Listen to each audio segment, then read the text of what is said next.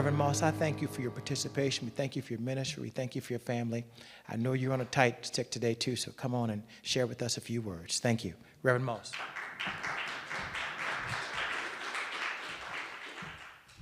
First, I want to thank Brother Youssef for the work that he is doing. And of course, Reverend Jackson, we thank you and your work and your ministry. I want to quickly share a few things that go along with what was stated by Brother Van Jones, along with what was stated by Reverend Sharpton, to give some framework of how we got here.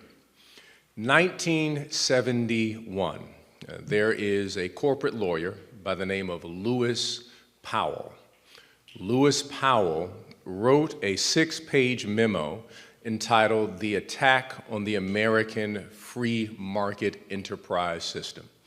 Lewis Powell believed that one of the threats to, quote unquote, America being America what it should be, was the fact that too many minorities had taken over in government and in other areas in America. So he writes this memo about the forgotten man. The forgotten man was the corporation, and how the corporation could become a leader in America again. His premise was a government run by corporations, a government that was guided by corporations. This 6-page memo goes viral in 1971. A person by the name of Joseph Coors reads the memo, and that is the person who runs the Coors beer empire.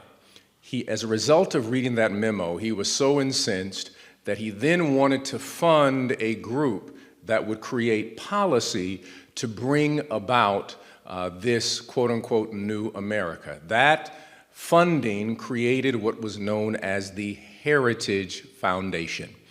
The Heritage Foundation is the creator of what we know as Project 2025. There are several areas that was the focus of the memo.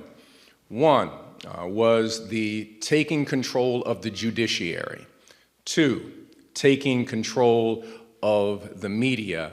And 3, pushing back in terms of colleges and universities that were teaching curriculum that did not allow for the free enterprise system. Lewis Powell believed the greatest threat to this movement, interestingly enough, this is 1971, was specifically the articulate black activists that come out of the black church. He believed that they were the threat. And so schools, universities, needed to have funding to have professors that would lead students away from a leaning into a prophetic model to lead them toward an enterprise model. So as a result, you had chairs of different universities, people who were funded, especially in the area of economics, to share that what corporations are doing is good for the economy. And so as a result of that, you then have the Heritage Foundation, and then you have the creation of the Federalist Society.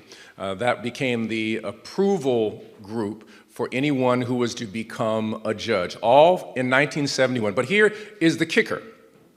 Lewis Powell is then elected to be a Supreme Court justice. So we have a Supreme Court justice who specifically said that the letter from the Birmingham jail was anarchist rhetoric that no individual of intellectual capacity could listen to. We had a Supreme Court justice that specifically said that if Brown versus Board of Education is instituted, it will turn our cities into jungles.